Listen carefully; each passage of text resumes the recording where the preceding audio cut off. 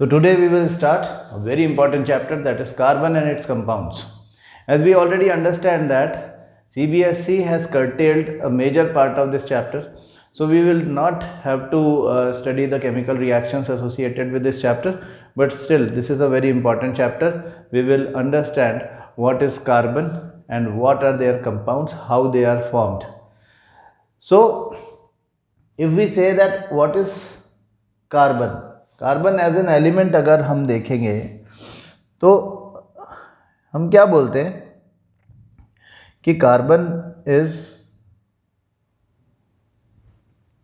N element, carbon element है, carbon एक non metal है, कार्बन को हम C लेटर से डिनोट करते हैं, 12 उसका एटॉमिक मास या मास नंबर है, 6 उसका एटॉमिक नंबर है। याद है हम 9th क्लास में सीखते थे atomic mass A, atomic number Z। तो इस तरह से कार्बन रिप्रेजेंट किया जाता है। This is carbon symbolic representation. 6 is the number which is very important number known as atomic number, the number of protons or number of electrons inside one atom of a particular element. Carbon is an element. Carbon का जब हम लिखते हैं C612, ये carbon का representation है, carbon के एक एटम का रिप्रेजेंटेशन। यानी कार्बन का एक एटम ऐसा है जिसमें 6 प्रोटॉन्स उसके न्यूक्लियस में है, 6 न्यूट्रॉन्स भी उसके न्यूक्लियस में हैं। Protons are positively charge particles, और 6 इलेक्ट्रॉन्स उसके बाहर शेल्स में घूम रहे हैं। तो अगर हम कार्बन के एटम को देखें तो कार्बन का एटम का जो न्यूक्लियस है उसमें प्रोटॉन्स एंड न्यूट्रॉन्स होंगे, 6 प्रोटॉन्स एंड 6 न्यूट्रॉन्स। इसके बाहर जो immediate outside the nucleus, immediately outside the nucleus जो शेल होगा, उस शेल को हम बोलते हैं के शेल। तो के शेल में 2 इलेक्ट्रॉन्स, और उसके बाहर जो एल शेल होगा उस एल शेल में 4 इलेक्ट्रॉन्स आर देयर।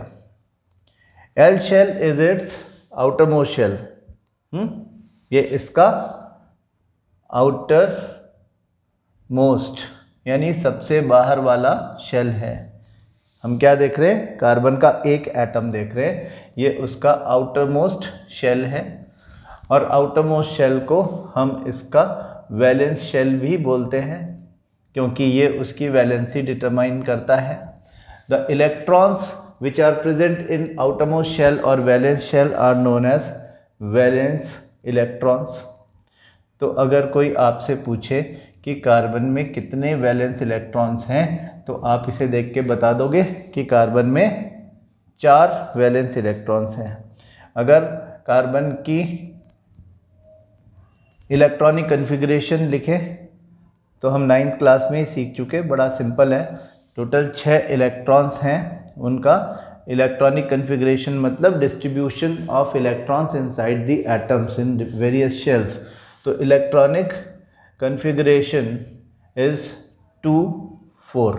जो ये 6 इलेक्ट्रॉन्स हैं वो inside one atom of carbon इस तरह से अरेंज हैं कि 2 इलेक्ट्रॉन्स अंदर और 4 इलेक्ट्रॉन्स वैलेंस शेल में। तो total 4 electrons are there in valence shell. हमने कहा कि the number of valence electrons is 4, electronic configuration 2 4, and its valency therefore is 4.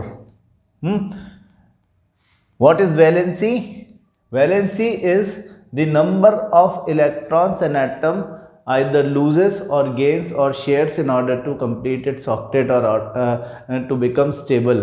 Stable होने के लिए कोई एटम किसी भी एलिमेंट का हो, जितने इलेक्ट्रॉन लूज करता है, गेन करता है या शेयर करता है, that number of electrons is known as valency.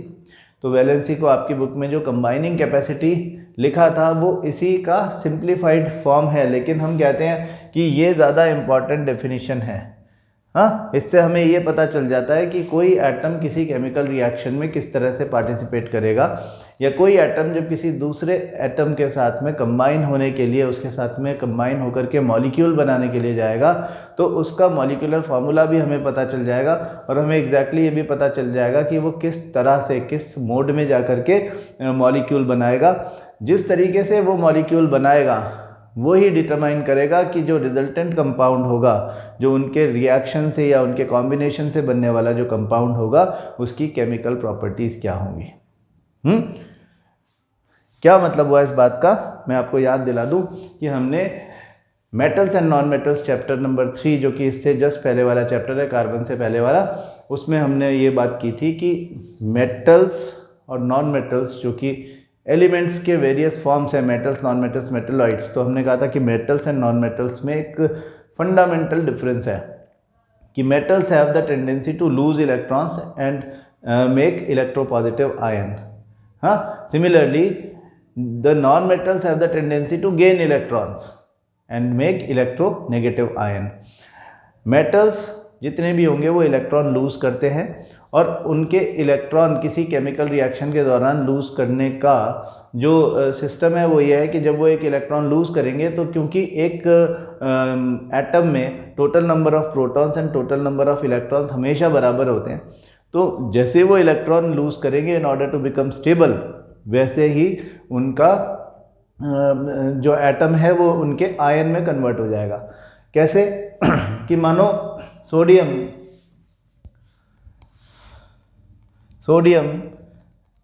is a metal which has one electron in its outermost shell. Magnesium is another metal which has two electrons in its outermost shell, and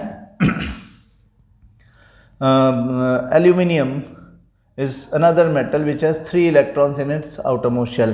आप metals non metals में देख चुके हो कि electron dot cross structures कैसे बनाए जाते हैं, तो वहाँ पे हमने ये सीखा कि sodium in order to become stable, उसका इलेक्ट्रॉनिक कन्फिग्रेशन है 281, it wants to get rid of this one electron, तो ये अपना एक इलेक्ट्रॉन लूज कर देता है, और इलेक्ट्रॉन लूज करने के बाद उसका इलेक्ट्रोपॉजिटिव आयन बनता है Na+. This is sodium ion, this was sodium atom. Magnesium 282 is the electronic configuration. Outermost shell में there are 2 electrons. It will lose these 2 electrons in order to become stable in a chemical reaction and makes an electropositive ion Mg+2.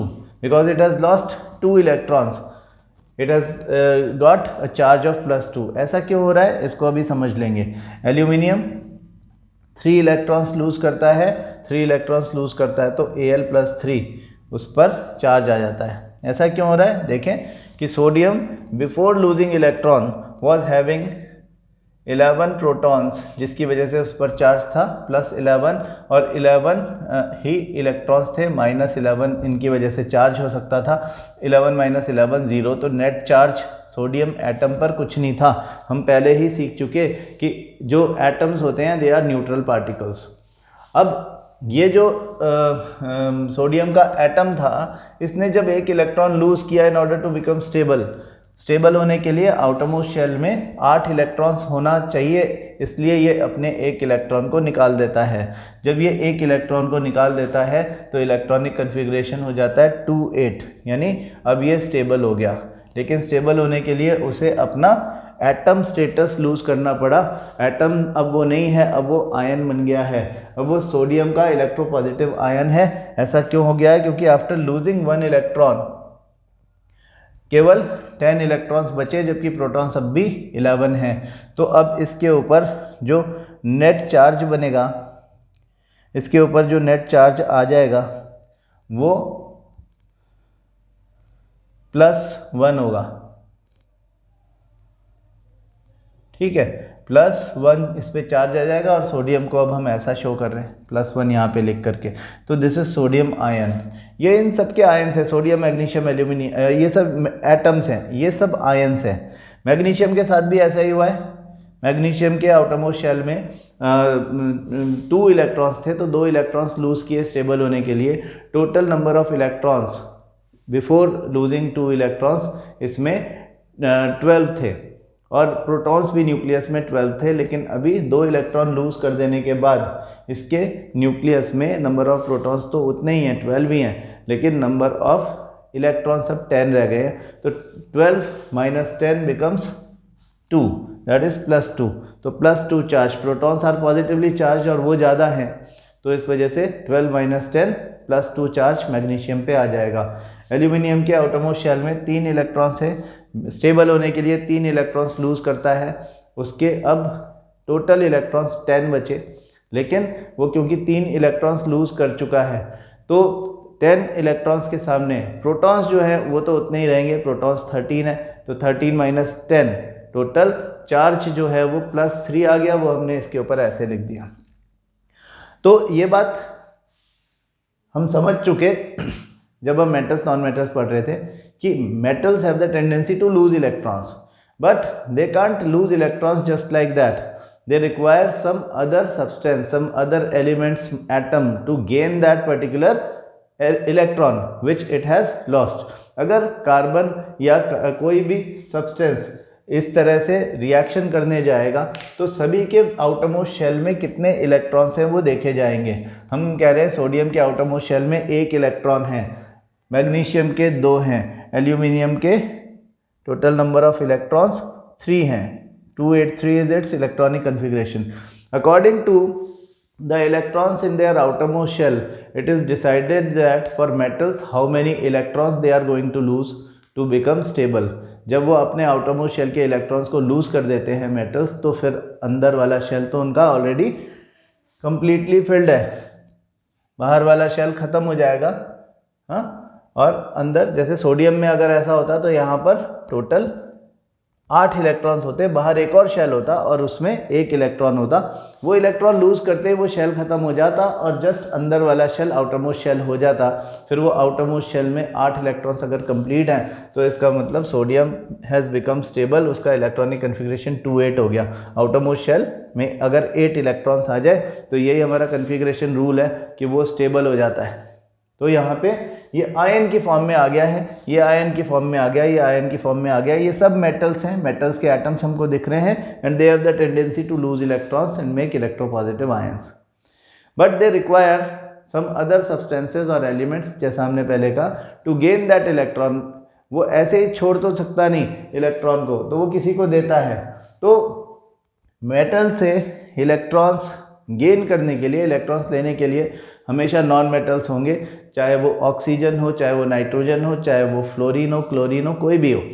हमने ये चीज़ें सीखी है कि किस तरह से एक मेटल अपने इलेक्ट्रॉन्स लूज़ करता है, फिर एक नॉन मेटल उसको गेन कर लेता है। मेटल के ऊपर पॉजिटिव चार्ज आ जाता है, नेगेटिव चार्ज आ जाता है नॉन मेटल के ऊपर, और फिर दोनों एक दूसरे को एक स्ट्रॉन्ग इलेक्ट्रोस्टैटिक फोर्स से खींचते हैं, और इस तरह से नॉन मेटल और मेटल के कॉम्बिनेशन से बनने वाला जो कंपाउंड होता है उसको हम आयनिक कंपाउंड बोलते हैं, because it is formed as a result of electrostatic attraction force between the 2 oppositely charged ions, cation and anion. ठीक है, तो इस तरह से जब एक मॉलिक्यूल फॉर्म होता था मेटल नॉन मेटल में, तो हम कहते थे कि भाई ये तो एक आयनिक कंपाउंड बन गया है। और आयनिक कंपाउंड्स की प्रॉपर्टीज़ क्या होगी कि क्योंकि वो बहुत स्ट्रॉन्ग इलेक्ट्रोस्टैटिक फोर्स से आपस में कंबाइन हुए हैं, तो number 1 they are always crystalline solids. Number 1 ये बात कि वो क्रिस्टलाइन सॉलिड होते हैं, क्रिस्टल होते हैं। आपने देखा होगा सोडियम क्लोराइड नमक जो कि हमारा एडिबल सॉल्ट है, उसको हाथ में उठा के देखो, क्रिस्टलाइन सॉलिड दिखाई देगा वो। पहली बात कि वो क्रिस्टलाइन सॉलिड्स होते हैं। दूसरा, they have extremely high melting points and boiling points.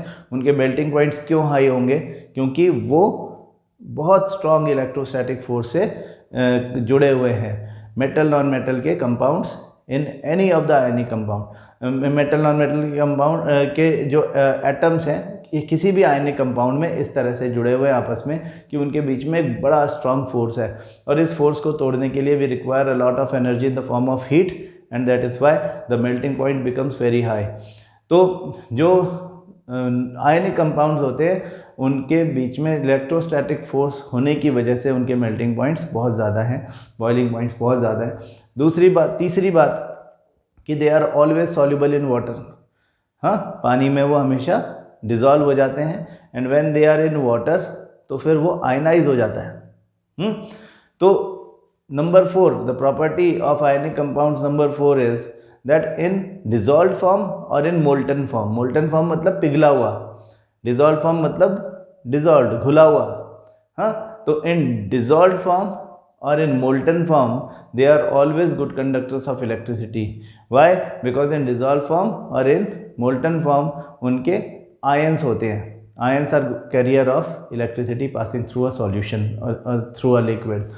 तो मेटल्स नॉन मेटल्स की रिएक्शन में एक्सचेंज ऑफ इलेक्ट्रॉन्स होता था। मेटल नॉन मेटल चैप्टर में हमने देखा कि मेटल्स इलेक्ट्रॉन लूज करते हैं और नॉन मेटल इलेक्ट्रॉन गेन करते हैं, लेकिन कार्बन के केस में क्या है, या दूसरा केस अगर हम लें कि जब एक नॉन मेटल आपस में कंबाइन करें तो एक्सचेंज ऑफ इलेक्ट्रॉन नहीं हो सकती, क्योंकि non metals can not lose electrons.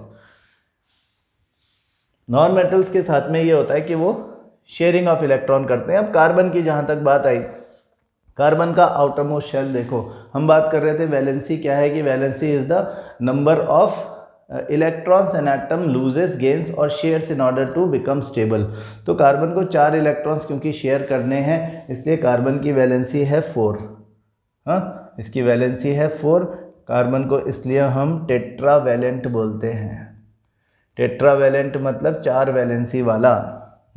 अगर किसी एलिमेंट की वैलेंसी 1 हो तो हम उसको मोनोवैलेंट बोलते हैं, 2 हो तो हम उसको डाइवैलेंट बोलते हैं, 3 हो तो हम उसको ट्राइवैलेंट बोलते हैं, और अगर 0 हो तो हम उसको जीरो वैलेंट भी बोलते हैं। ठीक है, all the inert gases are zero valent because they do not require any electron to be lost और टू बी गेन्ड और to be share in order to become stable, as they are already stable. तो जो inert gases हैं, helium, neon, xenon, argon, krypton, radon, ये सब के सब inert gases इसलिए हैं क्योंकि इनके आउटरमोस्ट शेल्स ऑलरेडी कंप्लीटेड हैं। बाकी सबको मेहनत करना पड़ेगी, एक्सचेंज ऑफ इलेक्ट्रॉन करना पड़ेगा या तो शेयरिंग ऑफ इलेक्ट्रॉन करना पड़ेगा, so that they can combine with some other element, some other atom of an element और of the same element to become stable. हाँ, किसी भी एटम को स्टेबल होने के लिए ये काम करना पड़ता है। तो इस तरह से जब शेयरिंग ऑफ इलेक्ट्रॉन होगा, कार्बन के साथ में क्या प्रॉब्लम है कि कार्बन की वैलेंसी 4 है, आउटरमोस्ट शेल में 4 इलेक्ट्रॉन्स हैं, साइज भी बहुत बड़ा नहीं है। इन 4 इलेक्ट्रॉन्स पर न्यूक्लियस का बड़ा स्ट्रॉन्ग होल्ड है। इन 4 इलेक्ट्रॉन्स को लूज करवाना is impossible because this much of energy is not available in a chemical reaction. तो केमिकल रिएक्शन में जब इतनी एनर्जी नहीं मिलती तो it can not lose electron. इसमें से इलेक्ट्रॉन छूट जाएगा, निकल जाएगा और किसी और को दे दिया जाएगा, इज नॉट पॉसिबल, पहली बात। दूसरी बात कि it can not gain 4 electrons also, ऐसा भी नहीं हो सकता। क्यों नहीं हो सकता? क्योंकि अगर ये 4 इलेक्ट्रॉन्स गेन करेगा आउटरमोस्ट शेल में तो इसका nucleus which has only 6 protons can not handle 10 electrons around it. 2 तो अंदर के शेल में है, अगर ये 4 इलेक्ट्रॉन्स गेन कर लेता है तो टोटल 8 इलेक्ट्रॉन्स आउटरमोस्ट शेल में आ जाएंगे, जो कि यदि आउटरमोस्ट शेल में 8 इलेक्ट्रॉन्स आ गए तो cannot be handled by a nucleus having only 6 protons. 6 proton वाला nucleus 10 electrons around it handle नहीं कर सकता। तो इस वजह से जो कार्बन होता है वो ना तो इलेक्ट्रॉन गेन करता है ना तो इलेक्ट्रॉन लूज करता है। कार्बन क्या करेगा? Only sharing of electrons. हाँ, carbon makes its compounds only by sharing of electrons.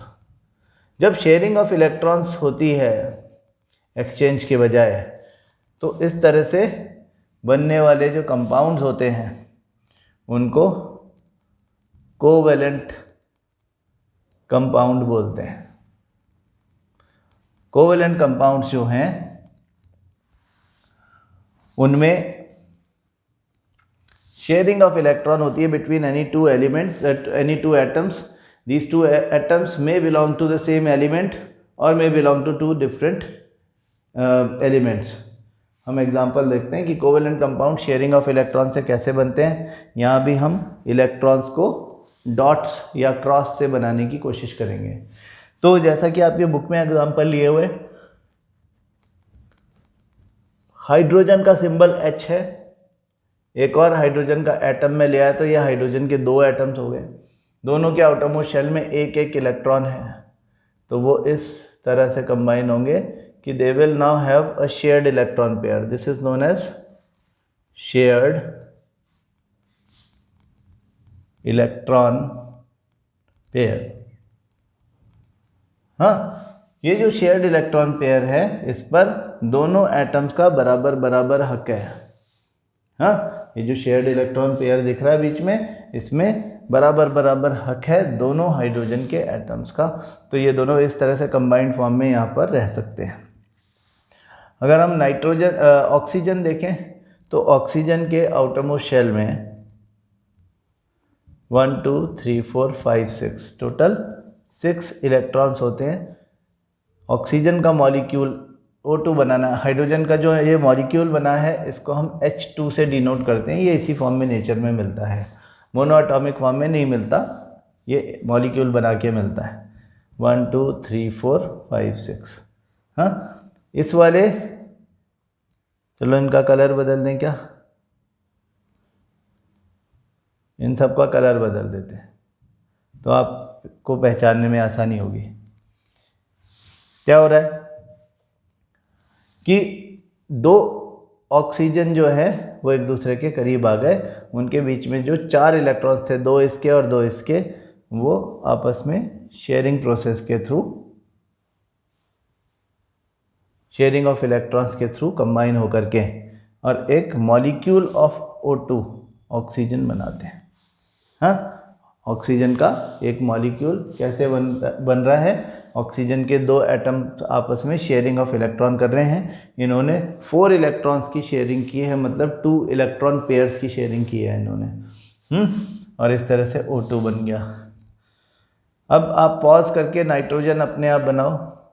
Nitrogen के 2 एटम्स यहाँ पे मैं लिख रहा हूँ. आउटरमोस्ट शेल में 5 इलेक्ट्रॉन्स हैं, तो 1 2 3 4 5, 1 2 3 4 5. हाँ, आउटरमोस्ट शेल में 5 इलेक्ट्रॉन्स थे. जब शेयरिंग हो गई तो शेयर्ड इलेक्ट्रॉन पेयर पर दोनों का बराबर बराबर हक हो गया. और इस तरह से एक मॉलिक्यूल बना N2, नाइट्रोजन. अब इनकी इंटरनल स्ट्रक्चर अगर हम देखें तो हमें पता चलेगा कि there is a sharing of a single electron pair between 2 atoms of hydrogen. So we show it like this. Oxygen, there is a double bond. तो ऑक्सीजन और ऑक्सीजन के बीच में there is a double bond.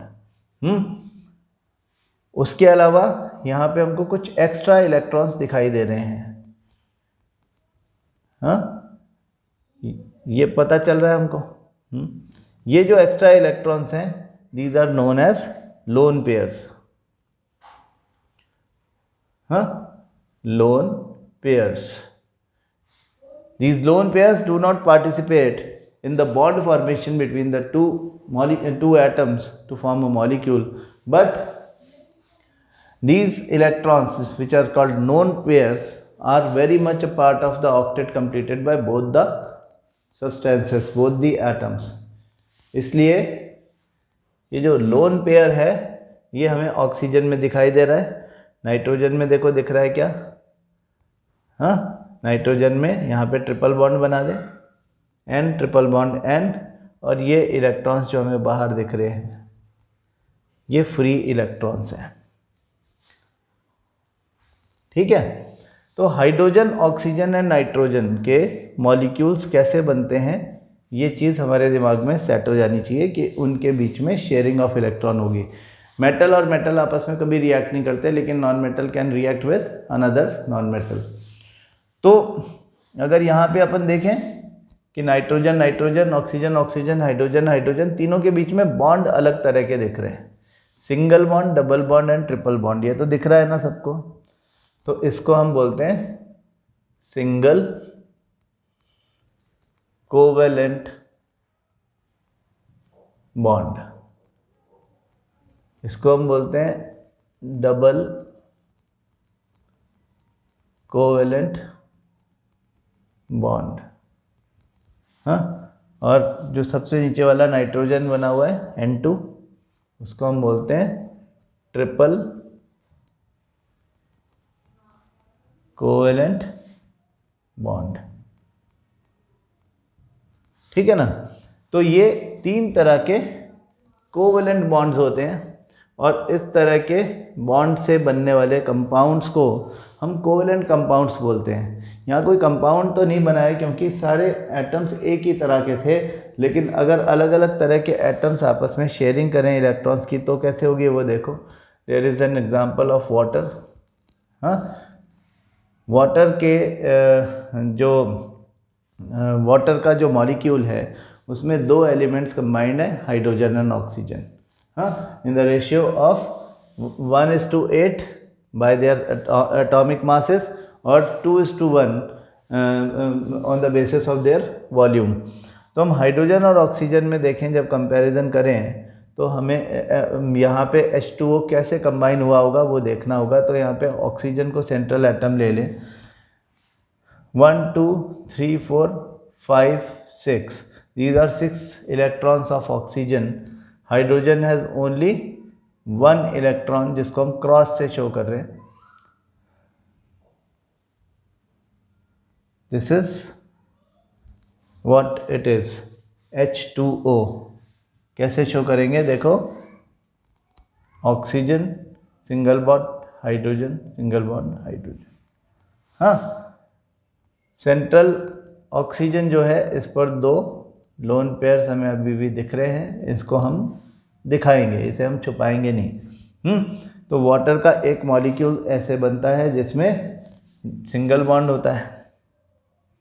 हाँ, और अगर आप देखो यहाँ पे carbon dioxide, another compound carbon dioxide, तो carbon oxygen oxygen will get combined in such a way that उनके बीच में शेयरिंग होकर के कार्बन डाइऑक्साइड बन जाएगी।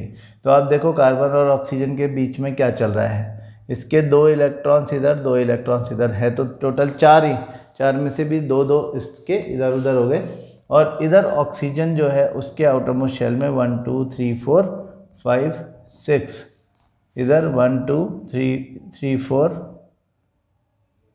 5 6, ये जो बीच में दिख रहे हैं ये शेयर्ड इलेक्ट्रॉन पेयर है।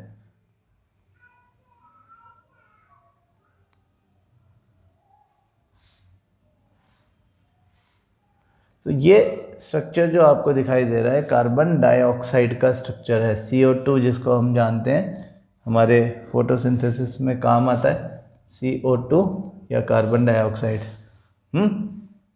ये कार्बन डाइऑक्साइड जो है, ये कार्बन डाइऑक्साइड को ऐसे शो करते हैं हम, लेकिन कार्बन डाइऑक्साइड को अगर हम बॉन्ड्स में शो करें तो COO, यहाँ पे भी डबल बॉन्ड, यहाँ पे भी डबल बॉन्ड।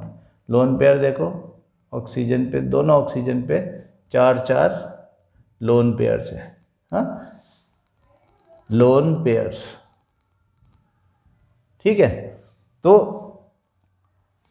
हमने आज एक बेसिक बात सीखी है कि कोवेलेंट कंपाउंड्स क्या होते हैं और कोवेलेंट बॉन्ड्स क्या होते हैं। क्यों सीखी है? क्योंकि कार्बन की जितनी भी रिएक्शंस मतलब कार्बन के जितने भी मॉलिक्यूल्स दिखाए जाएंगे उनके स्ट्रक्चर्स हमें पढ़ने हैं। उनके स्ट्रक्चर जो दिखाए जाएंगे they are based upon this basic funda only, कि single bond has 2 electrons, double bond has 3 electrons and double bond has 2 electrons and triple bond has 3 electrons. This is how they are combined with each other. और यहाँ पे हमने कुछ elements के molecules देखे थे, यहाँ पे हमने कंपाउंड के मॉलिक्यूल देखे हैं। अब अपन एक हाइड्रोकार्बन का मॉलिक्यूल और देख लेते हैं जिसको हम मीथेन बोलते हैं। हाँ, मीथेन इज CH4, यानी कि 1 carbon is surrounded by 4 other hydrogen atoms. तो carbon, hydrogen, hydrogen, hydrogen, hydrogen, इस तरह का स्ट्रक्चर हमको दिख रहा है मीथेन का। तो इसे अगर आप देखोगे तो ये थोड़ा ऐसा रहेगा कि कार्बन के बाहर जो 4 इलेक्ट्रॉन्स हैं 1 2 3 एंड 4, हाँ, और हाइड्रोजन के पास एक एक इलेक्ट्रॉन था 1 1 1 एंड 1। तो अगर हम इसको with the help of a रे डायग्राम इस तरह से लूप इन करें, मतलब इस तरह से इसको शो करें कि इसका जो शेयर्ड इलेक्ट्रॉन पेयर है वो कुछ इस तरह से हमें दिखाई दे। यहाँ पर कोई भी लोन पेयर नहीं है, लेकिन शेयर्ड इलेक्ट्रॉन पेयर्स को देखो, वो कार्बन का ऑक्टेट पूरा कर रहे हैं। Carbon has now 8 electrons 1 2 3 4 5 6 7 8। Carbon को हेल्प करने के लिए 4 अलग अलग हाइड्रोजन के एटम्स आए और उन्होंने अपना एक एक इलेक्ट्रॉन उस कार्बन के साथ में शेयर किया। कार्बन का भी काम हो गया, वो भी स्टेबल हो गया, और हाइड्रोजन का भी काम हो गया, वो भी स्टेबल हो गया। तो this is what the concept of covalent compounds is. क्यों पढ़ रहे हैं हम ये इसलिए पढ़ रहे हैं क्योंकि जो कार्बन की हम कार्बन के बारे में जब बात करेंगे तो कार्बन के सारे कंपाउंड्स जो हैं वो कोवेलेंट कंपाउंड्स हैं, है ना। कार्बन हमने देख लिया कि इलेक्ट्रॉन लूज कर ही नहीं सकता, गेन भी वो नहीं करेगा, शेयरिंग ऑफ इलेक्ट्रॉन करेगा, मतलब वो आयंस बनाता ही नहीं है, वो शेयरिंग ऑफ इलेक्ट्रॉन करता है। चाहे वो हाइड्रोजन क्लोराइड के साथ में उसका शेयरिंग हो, चाहे हाइड्रोक्लोरिक एसिड के साथ में हो, जहाँ भी आपको कार्बन मिलेगा, कार्बन की शेयरिंग हो रही होगी हमेशा किसी दूसरे एलिमेंट के एटम के साथ में, ठीक है। तो आज आप कार्बन का इंट्रोडक्शन देखो, बॉन्डिंग देखो, है ना। ये सब बातें हमने आज डिस्कस कर ली हैं। हाइड्रोजन का स्ट्रक्चर, ऑक्सीजन का स्ट्रक्चर और नाइट्रोजन का स्ट्रक्चर भी हमें यहाँ दिख रहा है, हाँ। बाकी स्ट्रक्चर CH4 का यहाँ हमें दिख रहा है। बाकी स्ट्रक्चर्स हम कल सीखेंगे और इस चैप्टर में और आगे बढ़ेंगे कुछ और स्पेशल फीचर्स ऑफ कार्बन के बारे में समझते हुए, ठीक है। Thank you so much.